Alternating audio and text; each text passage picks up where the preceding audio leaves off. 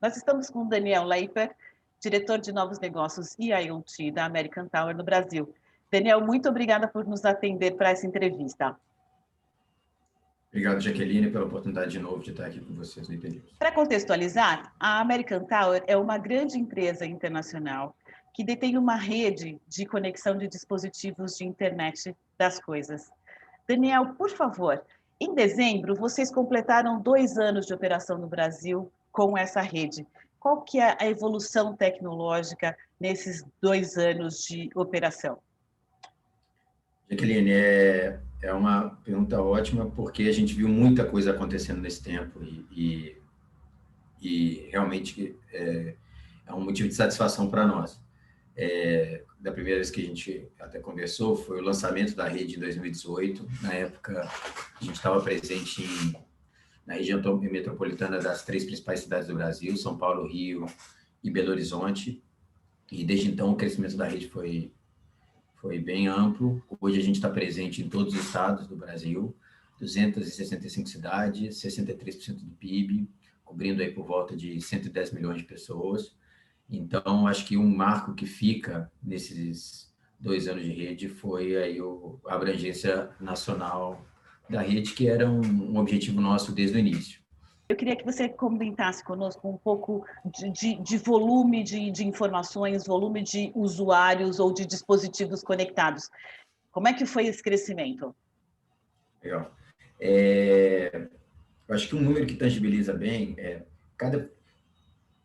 os objetos, né, as coisas são diferentes das pessoas, né? A gente trafega mensagens de dados, vídeo, né, como a gente está aqui, ligações, minutos, mas os objetos, até em internet das coisas, muitas vezes a gente brinca que eles são tímidos, eles conversam, eles falam poucas coisas, né? É um dado de temperatura, é um dado de medição de energia elétrica, é um dado de medição de água, a localização de um objeto que se move.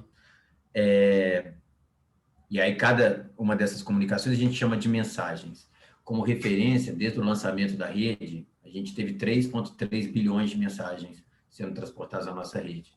Então, isso é um número, são 3,3 bilhões de vezes que um objeto se comunicou através da nossa rede, informando alguma dessas grandezas que a gente comentou antes. Então, a gente entende que isso é um indicador super relevante de atividade, tanto do ecossistema, quanto da rede, quanto de geração de valor para os nossos clientes. E o perfil do cliente, ele se alterou ao longo desse período? Internet das coisas, via de regra, é orientada por verticais, né? As verticais de negócio. Quando a gente lançou a rede, a gente via um movimento muito forte na cadeia de rastreamento de ativos, mais notoriamente carros, cargas e caminhões. E isso já era uma demanda bem madura no Brasil, é um setor que já tem uma maturidade grande em tecnologia. Então, quando a gente lançou a rede, eles já beneficiaram rapidamente. O que a gente percebeu ao longo do tempo, e até em função dos eventos que aconteceram ao longo desse tempo, foi o desenvolvimento de novas verticais que se tornaram, que ganharam corpo rapidamente. Então, para dar um exemplo, a cadeia de medição inteligente foi uma cadeia que ganhou bastante tração nesse tempo. Então, até em função da situação que aconteceu aí no ano passado, a gente ainda está um pouco, né, onde você tem restrição de mobilidade, a possibilidade de você fazer leitura remota de medidores, seja eles de gás, de água ou de eletricidade, é muito interessante. A gente já vinha percebendo que essa cadeia estava ganhando velocidade, e aí no ano passado ganhou ainda mais velocidade.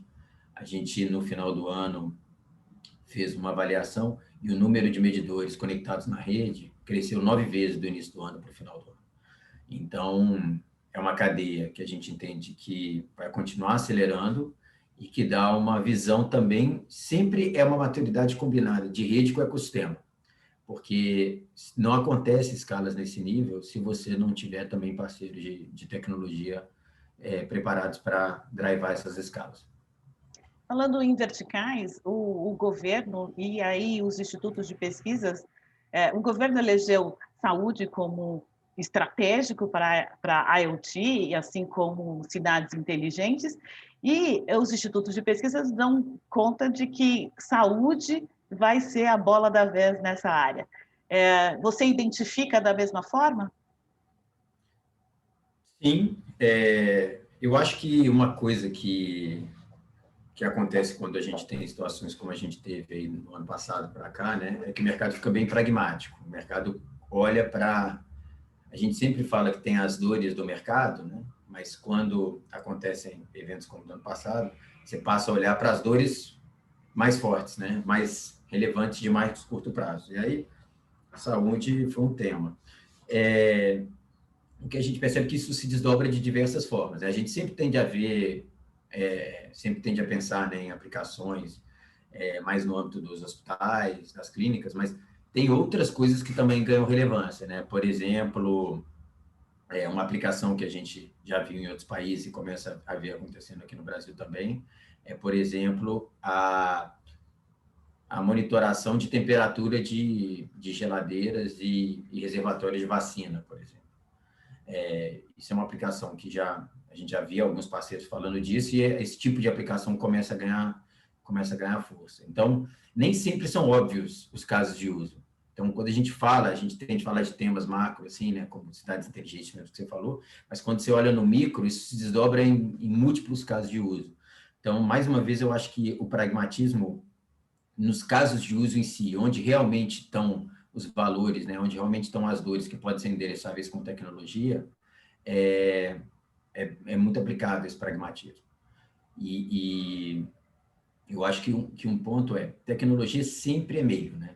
Então, a gente sempre fala, né? A gente não tem que pensar, não partir da tecnologia e ver que problema que ela resolve, mas sim qual o problema mais importante naquele momento, ou qual a oportunidade mais importante naquele momento, e depois você vê qual a melhor tecnologia e os melhores parceiros para resolver aquele problema. Uhum. Mas sim, concordando com você, sim, eu acho que tende a ser um tema bem mais discutido agora no âmbito de internet das coisas. Uhum. Voltando nesse assunto de investimento público na área de internet das coisas, esses investimentos via BNDES favorecem a American Tower de alguma forma? Eu acho que todo investimento, né, toda simplificação dos processos favorece o ecossistema como um todo.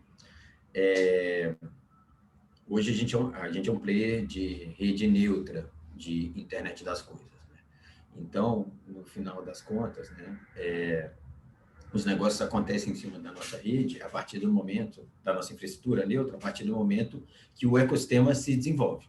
Então, tudo que beneficia o ecossistema, por exemplo, esse trabalho que o BNDES fez do Plano Nacional de IoT, que mapeou os diversos entes da cadeia, mapeou as dores por ponto, estabeleceu algumas ações de fomento, algumas linhas, eles facilitam a vida do cliente final, né, de quem é beneficiado da solução, ele facilita a vida dos provedores de solução em si, e aí a gente é beneficiado também pela cadeia. Então, eu acho que é sempre importante lembrar que o negócio de internet das coisas, como um negócio coletivo, as partes todas têm que se coordenar para resolver um problema final.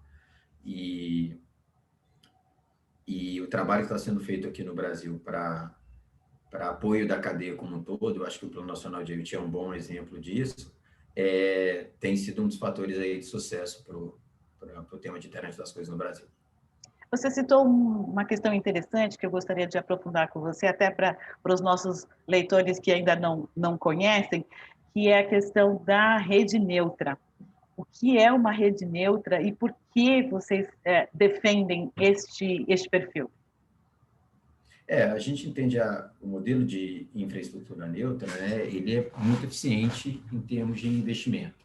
Então, se você pegar o tema de internet das coisas especificamente, a gente fez aí o desenvolvimento de uma infraestrutura neutra na tecnologia LoRaWAN, e a gente oferece ela para o mercado, para os players de telecomunicações, para as operadoras, aí operadores virtuais, para que eles possam, consumindo essa infraestrutura de forma compartilhada, complementarem seus portfólios para endereçarem o mercado. E aí a eficiência vem justamente do compartilhamento. Você tem uma infraestrutura gerenciada, que está disponível, e o compartilhamento pelos players da cadeia torna esse investimento muito mais eficiente para todos. Então, a gente entende que com isso a gente dá a possibilidade para os players, para os protagonistas, como as próprias operadoras, para que eles possam, usando nossa infraestrutura, focarem na resolução do problema do cliente final em si, com o resto da cadeia toda, com as soluções e com tudo mais. Então, eu acho que o grande ponto aí do modelo de infraestrutura neutra, né, que é o mesmo que vale para o âmbito das nossas torres também, no final das contas, a eficiência que vem com o compartilhamento. O Daniel, fala-se um crescimento exponencial dos dispositivos conectados, né? E principalmente de um crescimento muito acentuado a partir do 5G e do Wi-Fi 6. Vocês estão preparados para atender essa explosão de demanda? E eu queria saber se há algum limite operacional para a infraestrutura que vocês operam hoje aqui no Brasil.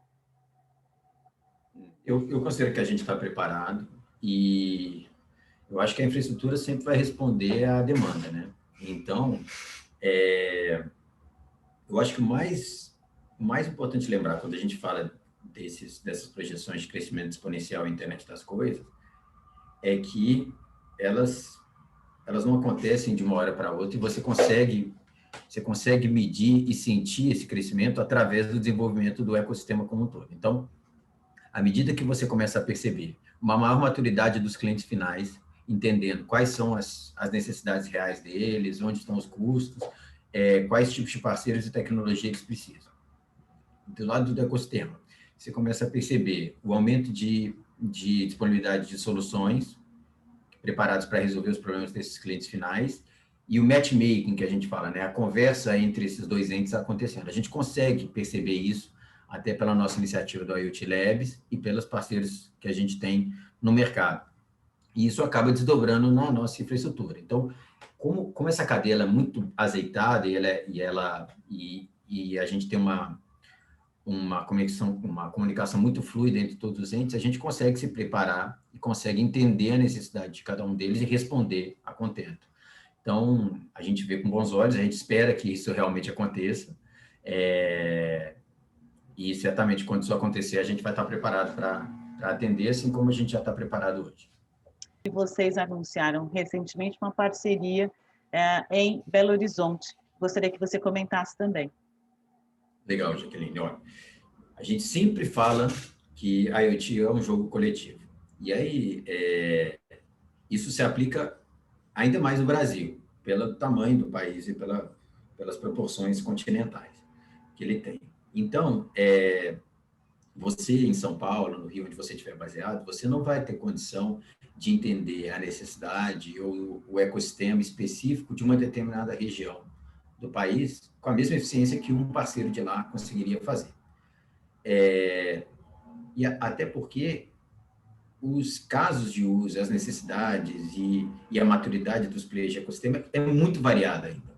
Então, cada vez que você conversa, a única certeza é que a conversa vai ser diferente do que você esperava, porque o que aparece durante a conversa, você vai falar de cidades inteligentes, é o mundo, né? Você chega lá, às vezes você vai falar assim, eu acho que eu vou falar de iluminação pública. Você chega lá, conversa sobre sensores de inundação, ou sensores de enchimento de bueiro, ou sensores de tráfego, de microestações climáticas. Então, assim, tem muitos tipos de casos de uso diferentes e isso varia muito de região para região.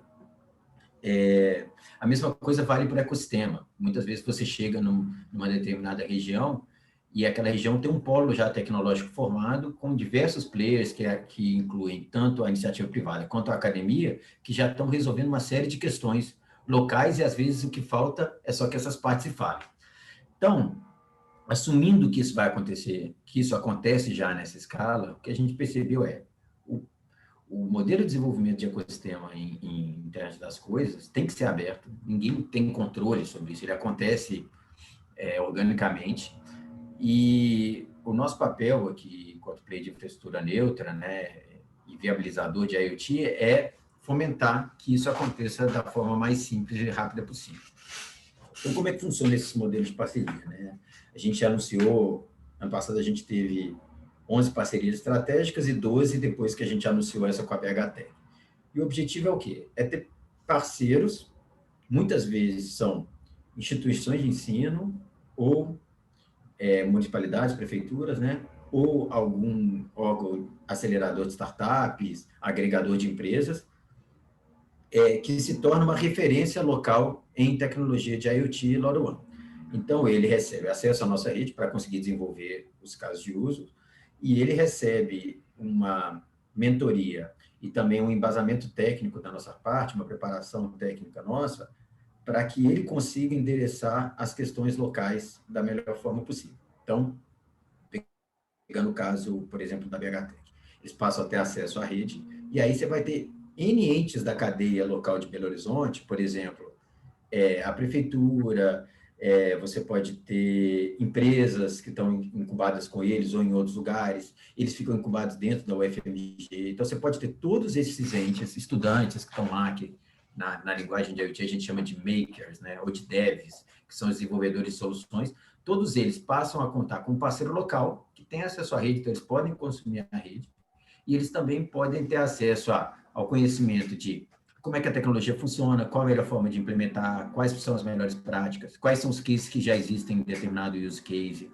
quem já é sinônimo de sucesso ou referência de sucesso naquela tipo de solução que poderia ser uma referência para eles. Então, isso tudo faz falta quando você está desenvolvendo. E a ideia, através dessas parcerias, é que a gente consiga pulverizar isso e habilitar esses parceiros para que eles ajudem no desenvolvimento. Eles acabam gerando valor para eles, eles acabam gerando valor para os parceiros deles, e são muito mais eficientes que qualquer um outro para gerar valor para a comunidade local. Então, a gente realmente acredita nesse modelo pulverizado de desenvolvimento de ecossistema. Qualquer empresa ou instituição de ensino podem ser parceiros da American Tower? A gente faz uma avaliação, quando é demonstrado interesse, a gente faz uma avaliação para ver o quão consistente é o plano que essa instituição tem para aquela localidade. E caso eu seja uma localidade que já tem presença de algum parceiro, a gente tenta fazer alguma otimização do relacionamento local para potencializar o desenvolvimento local. Mas, via de regra, qualquer um pode demonstrar interesse, e aí a gente estabelece uma relação para ver, e no final a gente tem que ser ganha-ganha, não pode ser distração para nenhuma das duas partes. Discute-se muito, Daniel, a questão da segurança em internet das coisas. Eu queria saber como é que vocês estão preparados para atender esse alto risco. Tá. Eu não saberia dizer se o risco é alto, porque eu desconheço tantos casos assim de questões de segurança em IoT até o momento. Então, assim, talvez o impacto possa ser alto, principalmente à medida que ele talvez seja diretamente proporcional ao aumento da escala. Quanto maior for a escala, maior será o impacto. Mas, em termos de possibilidade dele acontecer, até hoje eu não tenho conhecimento de tantos casos. E, particularmente em LoRaWAN, eu ainda não conheço nenhum caso. Isso falando a nível mundo, até porque tem a LoRa Alliance, que é a associação que congrega os players de LoRa no mundo, e um dos principais pilares deles é a segurança. Então, o LoRa ele é concebido, né, como um padrão, ele é concebido com algumas features de segurança baseadas aí nas melhores práticas de mercado, vários tipos de chave, criptografia, que já são pensadas para garantir a segurança da tecnologia. Além disso, né, os provedores de solução em cima da tecnologia e até as próprias operadoras virtuais, eles podem colocar camadas adicionais de segurança em cima dessas soluções para complementar em casos de uso específicos. Então, algumas vezes, vamos supor, se você está monitorando um bueiro ou, sei lá, ativos que são menos sensíveis, talvez você não precise de camadas de segurança adicionais de forma tão premente. Mas talvez em algumas outras aplicações, que a gente chama mais de missão crítica, que no rigor nem seriam tanto o âmbito do LoRaWAN, talvez você precise de camadas de segurança muito mais sofisticadas. Então, a gente hoje vê isso como um tema importante, obviamente, mas a gente entende que o ecossistema como um todo, a tecnologia LoRa, a gente entende ela como uma tecnologia segura, e o ecossistema como um todo está preparado para se adequar adequar os níveis de segurança à necessidade de cada uma dos casos de uso que tende a ser diferente. Entendi. E para a gente finalizar, já que a gente está começando 2021, quais são as prioridades de vocês ao longo desse ano? A gente entende que esse ano ele tem bastante potencial por uma combinação de fatores, né? A gente entende que esse ano a gente tende a ver a retomada de verticais, né? Por exemplo, a parte de rastreamento, acelerando em função, né, da resolução que a gente espera para esse ano, para a situação que a gente está vivendo aí do Covid, mas também um ganho de escala em função da maior maturidade do mercado que aconteceu nesse momento de crise, né? Então, dado que as empresas e a comunidade e a sociedade tiveram uma oportunidade de olhar de frente para os problemas e entender onde que a tecnologia poderia resolver, esses momentos de pressão, eles tendem a gerar aceleração em algumas coisas. Então, a combinação desses fatores, a gente entende que vai ser bem positiva de uma forma geral. A gente também está percebendo a aceleração de outras verticais, né? Então, você comentou de cidades inteligentes, por exemplo, o tema de telegestão e iluminação pública, a gente entende que é um tema que tem bastante potencial para acontecer esse ano. O tema de medição, de uma forma geral, a gente acha que vai continuar acelerando. É interessante dizer que na cadeia de utilities, né, de concessionárias, não é só medição, né? Você tem outros casos de uso também que são de grande interesse, então, monitoração de chave fusível, de transformador, de outros elementos da cadeia que também podem ser monitorados com IoT. E a gente entende que esse crescimento, essa maturação que a gente está vendo no ecossistema, ela traz escalas, tanto em número de verticais quanto a profundidade, a aprofundação em verticais. E outro tema são essas parcerias estratégicas, que a gente vê esses parceiros aumentando a maturidade também a nível regional. Então, a gente entende que eles vão ter capacidade de fazer, um exemplo que a gente cita, é até público, é o exemplo da cidade do Rio, lá onde eles foram um dos nossos primeiros parceiros da rede, nessas parcerias estratégicas que a gente tem, e rapidamente eles fizeram uma iniciativa local, prospectaram algumas startups e conseguiram fazer desenvolvimentos, por exemplo, de sensores de inundação na cidade com uma startup do próprio Rio lá, que é o NOAA. Então, a gente entende que esses parceiros têm possibilidade de fazer isso. Eu acho que esse ano foi um ano importante de fechar parcerias desse tipo. No próximo ano, eles têm condição de desenvolverem projetos que sejam de interesse para a região de cada um deles. Então, de uma forma geral, o sentimento é de otimismo e vemos que 2021 vai ser um ano muito interessante para o ecossistema todo. E quais são as ameaças? As ameaças né? A gente sempre vamos ter que entender quanto tempo a sociedade como um todo vai levar para poder retomar uma rotina mais normal, né?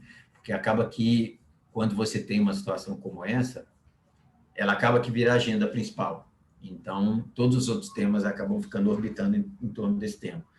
Então, à medida que esse tema for perdendo relevância e a situação for sendo equacionada, né, da forma correta, outros temas, como a gente tem o IoT, o 5G e tudo que é necessário para que eles aconteçam, eles voltem a ser pautas prioritárias e consigam chegar no potencial total de desenvolvimento. Então, eu acho que uma ameaça é essa, né? E, no geral, eu acho que o Brasil hoje não está... Hoje a gente tem uma das maiores redes de IoT LoRaWAN do mundo, né? A gente entende que o Brasil, até para os contatos que a gente tem, não está atrás de nenhum outro país em termos de desenvolvimento de IoT e dentro de tecnologia LoRa, então é até uma referência em alguns casos de uso. Então, eu acho que o desafio para o ecossistema todo é que a gente consiga manter esse ritmo e que a prioridade seja as necessidades mais relevantes no momento. A maior presença das concessionárias de telecomunicações nessa área de internet das coisas é um risco para o negócio de vocês? Não, eu não acho, não. Na verdade, porque, prioritariamente, até essa infraestrutura é pensada para eles, né? Então, o primeiro ponto é esse. E o segundo o IoT ele ainda está muito inicial no seu potencial total. Então, a gente entende que é muito cedo para falar de limitação de mercado. A gente entende que um número maior de ofertas, né, e desenvolvimento do ecossistema habilita, né? Você pensando naquela pirâmide de oportunidades, né, que você tem, né, de dispositivos e casos de uso mais sofisticados, que eventualmente têm um custo maior, e menos sofisticados, mas que têm um volume muito maior com um custo menor, a gente entende que tem muito dessa pirâmide ainda para ser habilitado. Então, a presença de mais players e uma atividade maior no ecossistema, para a gente, ela faz, na verdade, crescer a torta, né? Ela faz crescer a habilitação dessa pirâmide e que, no final, é bom para todo mundo. E lembrando sempre que a internet das coisas não existe uma receita, né? A gente fala que não tem one size fits all em termos de tecnologia. Então, a gente acredita muito nessa mensagem de complementariedade de tecnologia. A gente vê muitos clientes e parceiros que trabalham com múltiplas tecnologias e para cada necessidade eles endereçam com uma ou mais tecnologias. Então, eu acho que o fomento e o aumento no volume de players nesse mercado é positivo. Ok. Daniel, muitíssimo obrigada pelo seu tempo e pela entrevista. Tá certo, Jaqueline. Agradeço pela oportunidade. Espero que a gente tenha a oportunidade de falar mais para frente sobre mais coisas que venham a acontecer.